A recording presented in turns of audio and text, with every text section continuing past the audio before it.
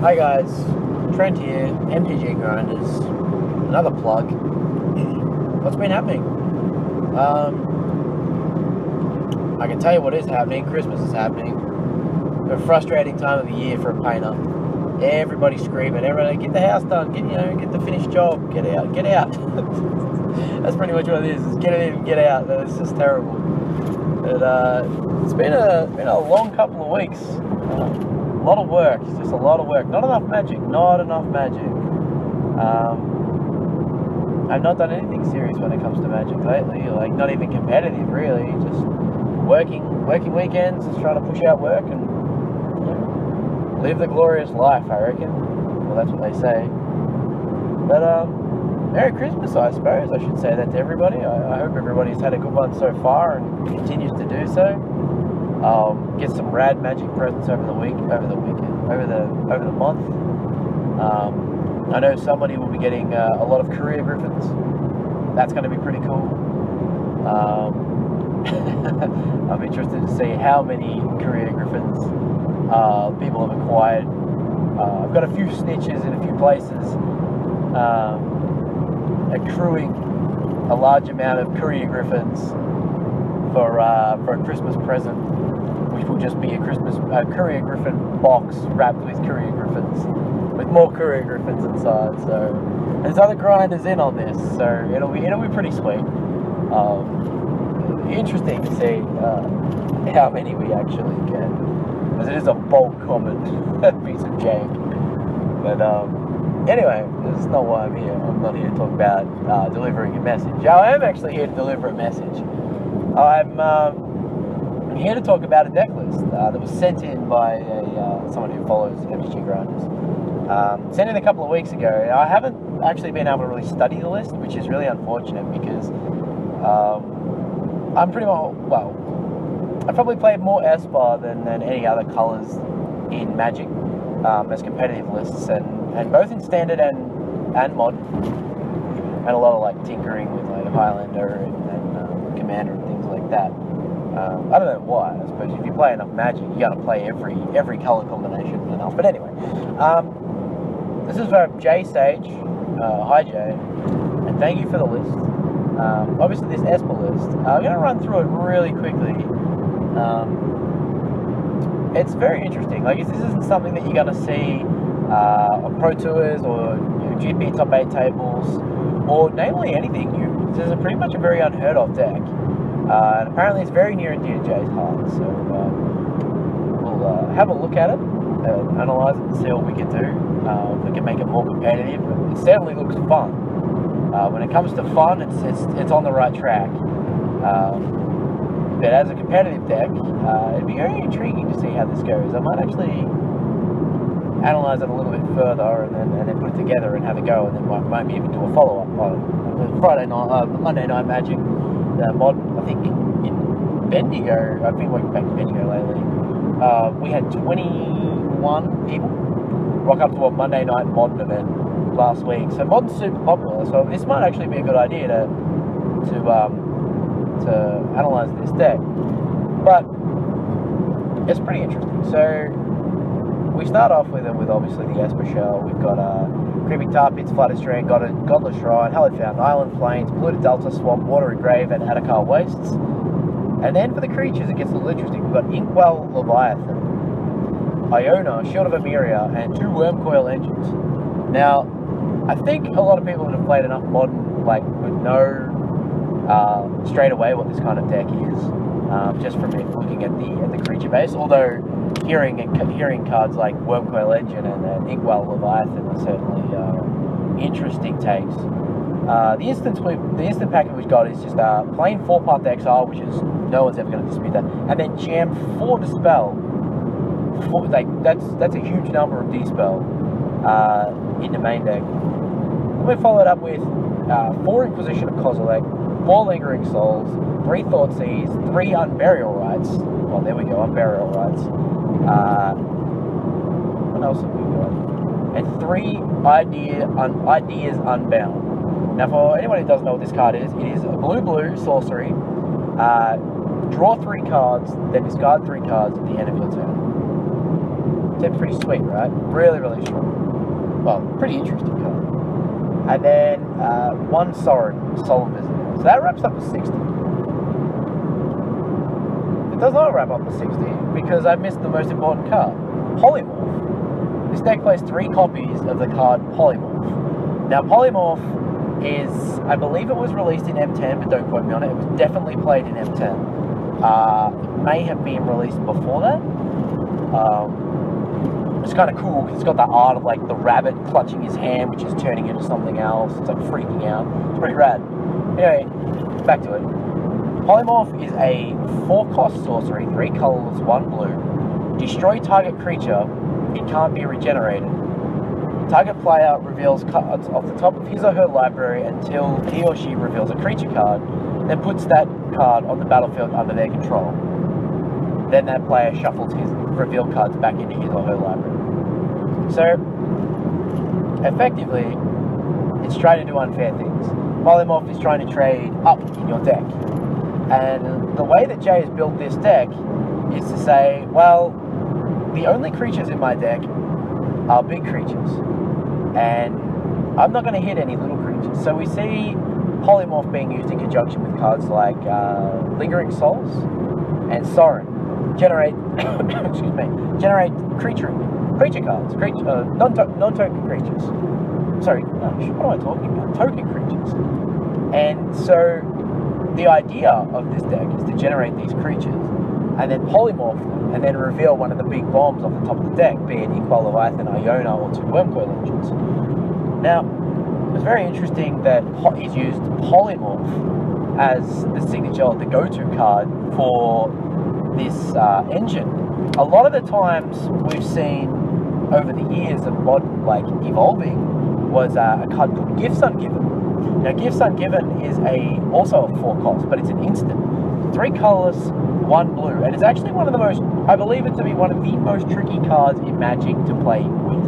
This card is insane. Like, the power level of this card reciprocates the cards in its deck, and also the ability of the player behind it, and also the ability or inability of your opponent to make the correct decision. So Gifts Ungiven is search your library for up to 4 non-land cards. Reveal those cards. Your opponent then puts 2 into your hand, 2 in your graveyard.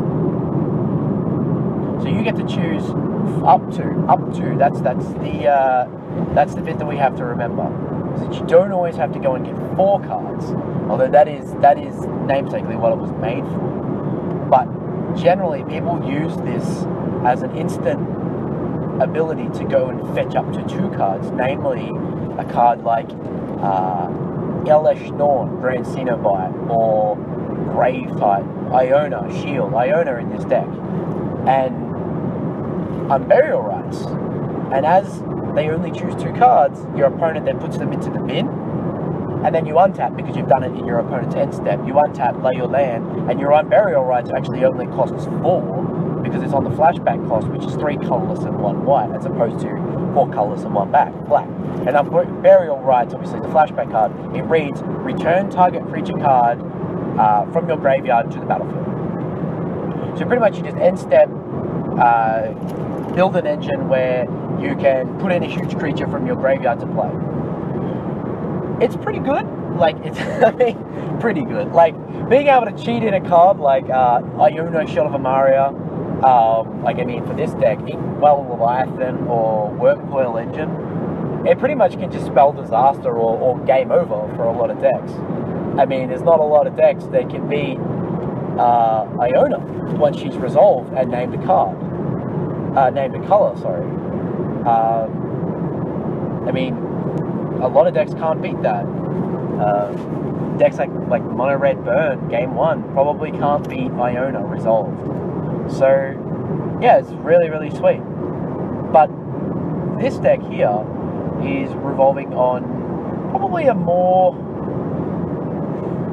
what's the word? Probably a more resilient strategy. And I use the term resilience in the form that it uses Thoughtseize and Inquisition in high numbers. We have 4 Inquisitions of Kozilek and 3 Thoughtseize. Now these are disruption spells used to attack your opponent's hand, well, aggressively or defensively. That's the beauty of these spells. Namesakely, some of the best cards that you can have access to in the black source mod. And along with cards like Lingering Souls, Path to Exile, and then the 4 copies of Dispel, which we'll get to later. So this deck generates tokens as a defensive structure, and then Polymorph to go over the top. Now there is one downside to Polymorph that I find rather hard to come at, and the fact that it is a 4-cost sorcery that is does require resolution. And what I mean by that is Polymorph targets a creature. So if your opponent responds by killing the creature, then your spell is going to fizzle and your Polymorph is no good. And also the fact that this is being used on tokens such as 1/1 spirits, 2/2 vampires from Sorin, or a creeping. I suppose you can wake up one of the 2 creeping tar pits and polymorph that as well. These creatures are very fragile, and so it's very hard. It can be very hard against some decks that know what you're trying to do to resolve a polymorph in a safe position and get the job done. I mean, sure, I mean, if polymorph resolves, you're going to trade up, you're going to trade value. I mean, your Lingering Souls, you trade half a card of your Lingering Souls and a card for polymorph. So 1.5 cards for, well, 1.25 cards if it's Lingering Souls, because obviously you got the flashback cost. For a card such as Wurmcoil Engine, which is a huge card advantage in itself. It's a Wurmcoil Engine. Or an Iona, which will lock the game out, or an Inkwell Leviathan, which I think is super interesting as a choice for creature package. I named Elesh Grand Cenobite, Legendary Praetor from New Phyrexia. Was in standard a couple of years ago. We sees a little bit of modern play, like sees a lot of legacy cube play and things like that. This is just an all-star. 5 colorless, 2 white for a 4/7 vigilance legendary praetor. Other creatures you control get +2/+2. Creatures your opponents you control get -2/-2. So this thing's like just insane when it resolves. Like a lot of decks can't beat it. However, this deck has chosen Inkwell Leviathan and put the Elesh in the sideboard, which I still like. I think it could be access to a bit of a meta call. A lot of decks, well, nearly all decks that don't play Liliana of the Veil, so like Jund or Abzan, with the exception of those 2, have very little way to deal with Inkwell Leviathan. Inkwell Leviathan is a 9-cost, 7 colorless, 2 blue, 7/11 Island Walk, Trample, Shroud Leviathan. This thing is a monster. It is just gigantic. Like, it's very hard to interact with it. It can just kill you on the spot, kill your opponent on the spot. Like, they can just be dead to it. And obviously they're not removing it anytime soon outside of being able to Liliana of the Veil. And the beautiful thing about Liliana of the Veil against I wouldn't say a token strategy, but the ability to have tokens in your deck, such as Lingering Souls and Sorin Solemn Visitor, is quite resilient against Liliana of the Veil. So that's definitely a tick up. This deck seems like a lot of fun.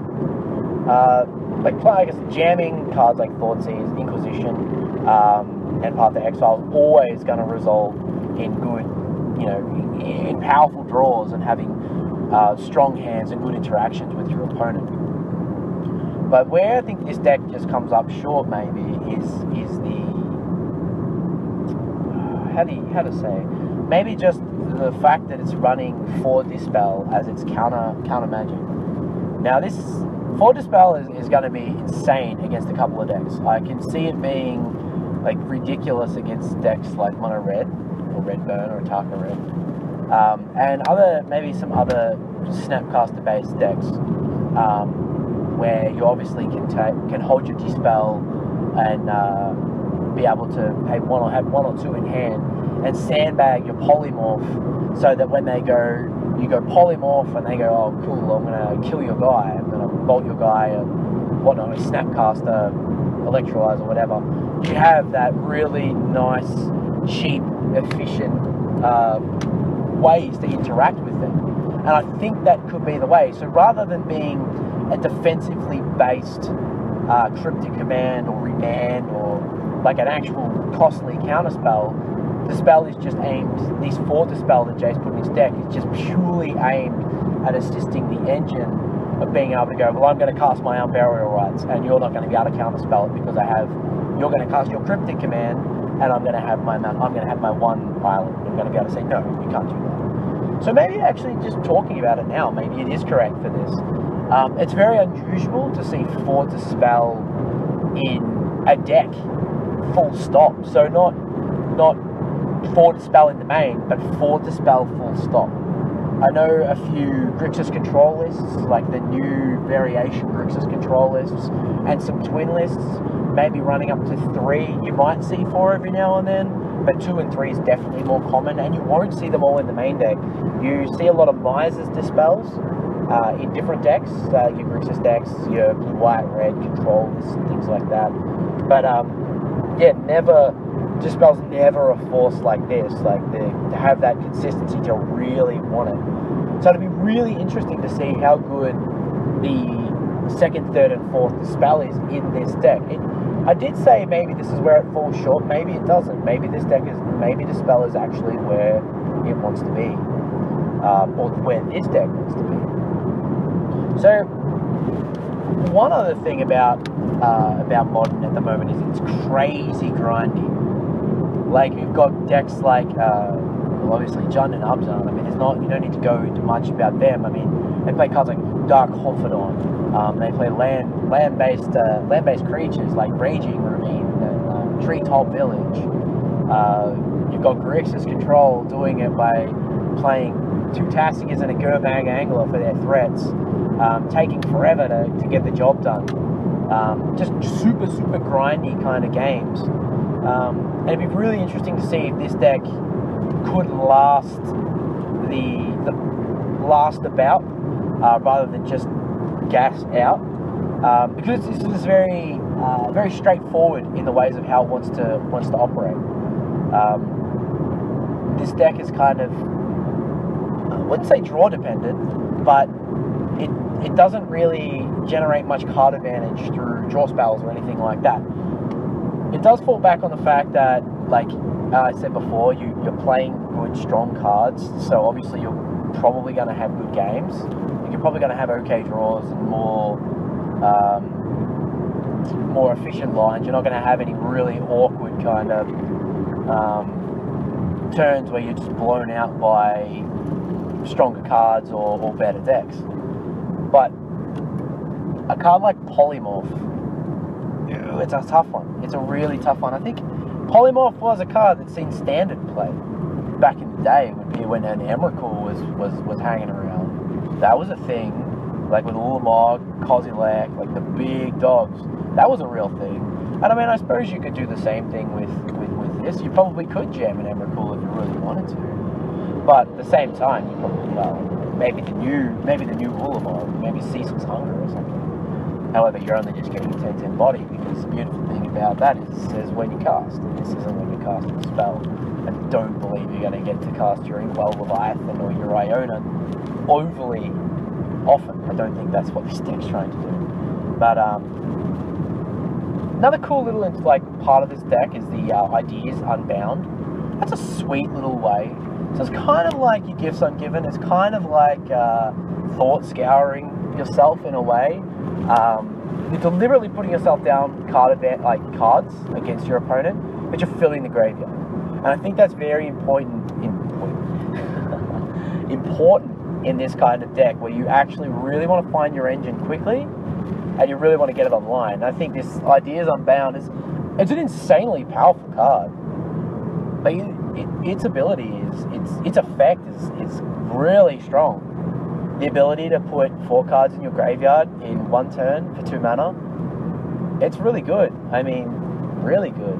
And it says draw 3 cards, so you get the choice.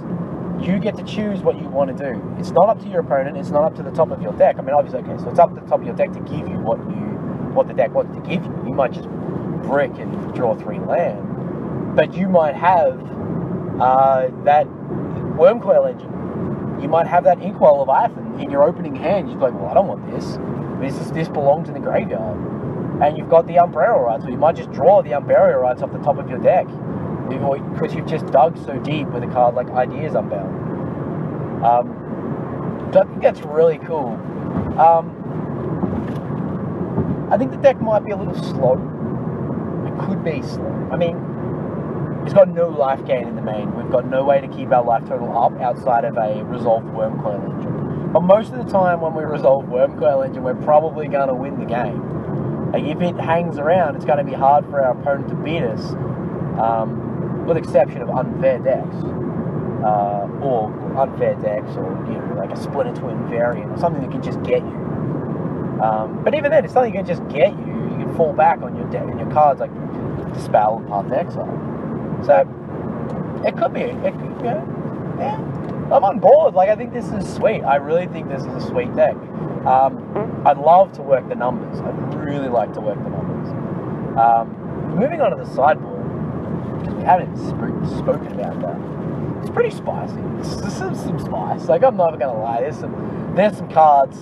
There's some cards that I like to play in this game called Magic. And we'll go through them. And 2 Bitterblossom.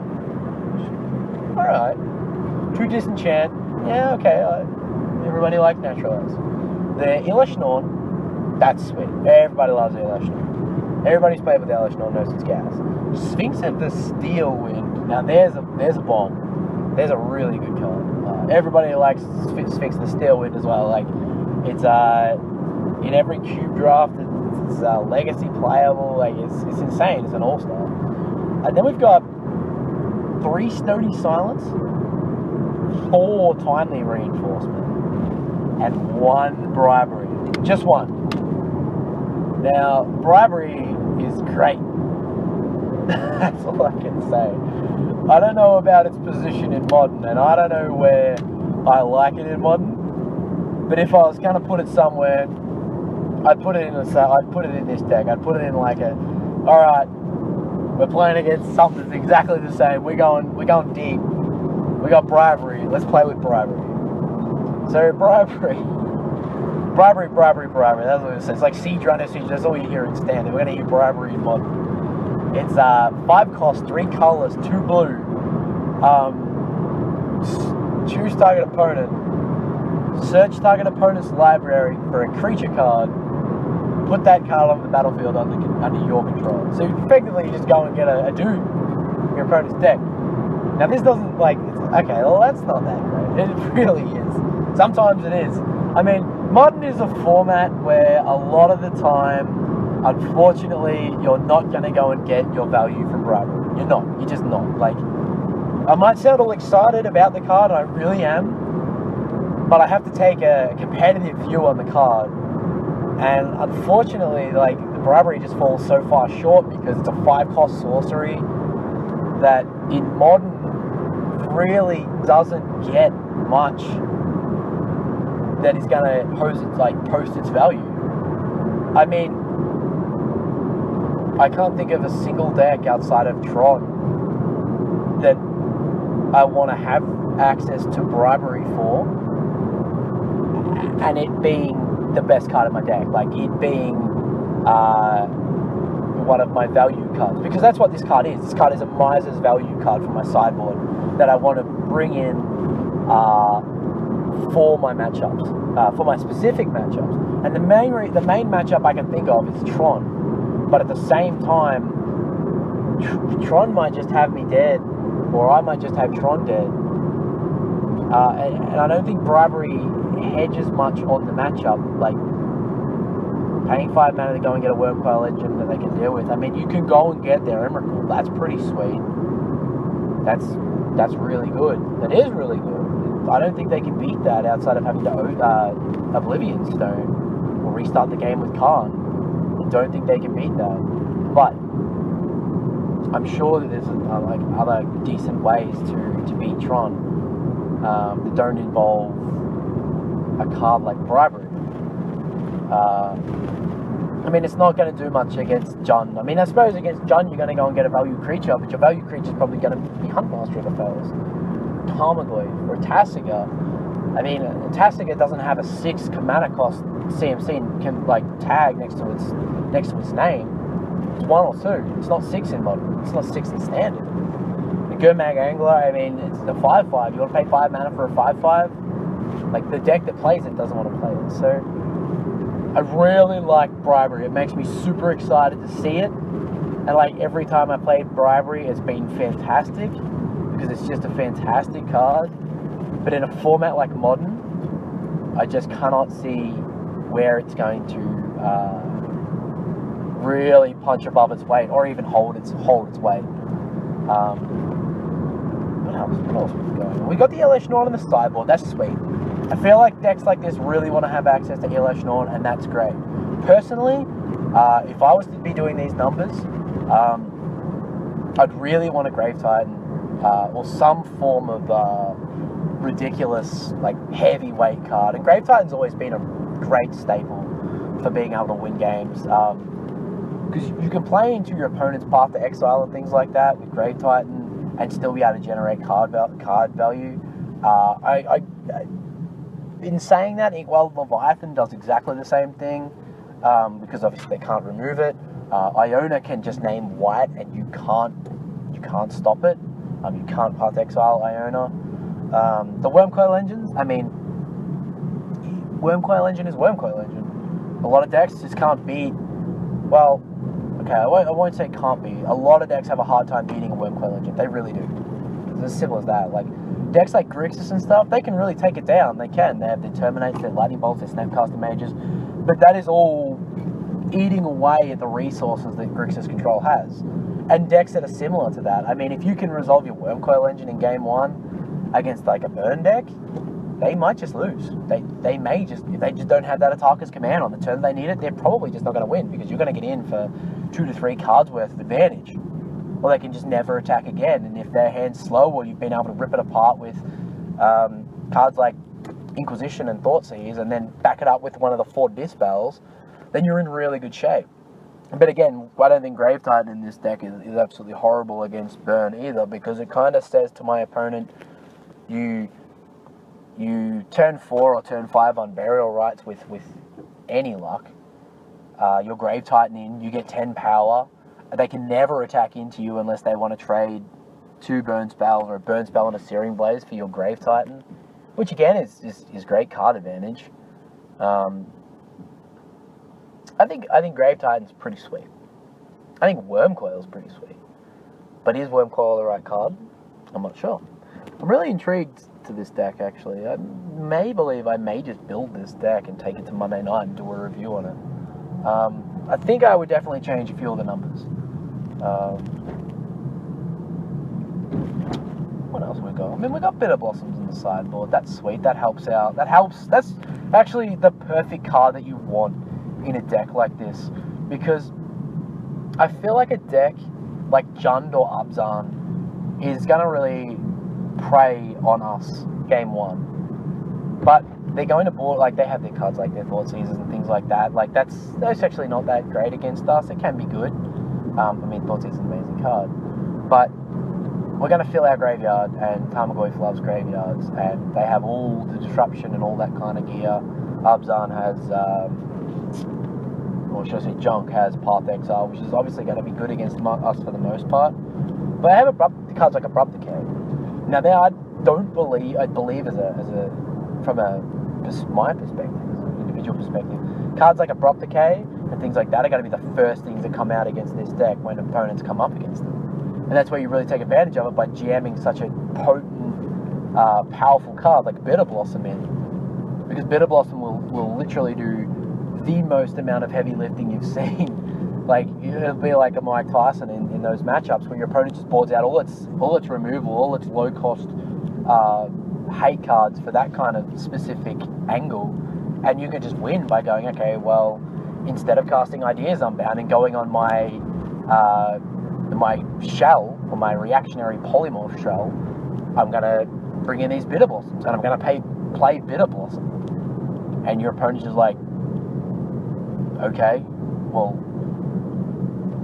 what do I do? Like, how do I beat this? And then you brought in the Elesh Norn as well, and after a while, you've got a couple of fairies because you've been able to play your game plan, or get your game plan, or stay alive, because Bitterblossom actually does that.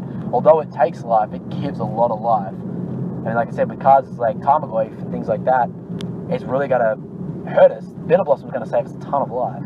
But being able to drop an Elesh Norn and make our team huge, or being able to drop a Sorin and just +1 and give us a bit of life, that's pretty sweet. You know, good little interactions. I'm really on the Bitterblossom. I dig the Bitterblossom in this deck. Disenchants, I think Disenchant's good. Like, Disenchant is just Naturalize. Naturalize is a good card. Like, sometimes you need this card. I feel like this deck doesn't mind this card. The blue gets good against, like, Detention Sphere. I mean, I know that's a very fringe card, but it is played. Or Detention Sphere based enchantments, or enchantments in general. I mean, opposing Bitterblossoms, things like that. Yeah, Disenchant's just a good card. I mean, if you need it, you need it. There may be some better options for Disenchant as a card. Obviously, we can't use creatures because, well, we're on a polymorph plan, and we cannot run the risk of putting creatures into our deck and then getting our unapparelled, undisrupted polymorph off, and then hitting our core Firewalker or our Leona Relic Water or something like that. So we can't do that, unfortunately. I suppose that's one of the downsides to playing polymorph as opposed to playing something like Gifts Ungiven. Is that you are really locked into not playing cards like Jace Frenzy Prodigy, which could be really good for this deck, or Snapcaster Mage, Geist of Saint Traft, or Tasigur yourself. I mean, Tasigur's not a bad card, so you could definitely play Tasigur in this list and probably be happy with it. I think Tasigur with Ideas Unbound is very similar to that of Tasigur and Thoughtscour, except with Tasigur and Thoughtscour, you can definitely do it on turn 2, as opposed to Tasigur and Ideas Unbound, where you have to cast Ideas Unbound on turn 2, and you don't have to, but you generally want to, but you can never cast, you just never have the mana, the access to cast Tasigur after that. So, yeah, we generally lose a bit. I really like the application of Stony Silence just in this deck. I like application of Stony Silence wherever I can find it. Stony Silence is just a brilliant card. It's like premier hate card, probably one of the best hate cards in the set. For Modern, it hoses our worst matchup, which I would assume would be something like Affinity, which is a really fast-paced deck, which is, well, Affinity is the most prominent, and you're always going to play against Affinity. So I think Stony Silence Stony Silence in white decks is definitely warranted, and probably a good one for this one. And then like 4 timely reinforcements. Now, I'm not so sure about how right that is, but my god, do I love it. I love what timely reinforcements does for this deck.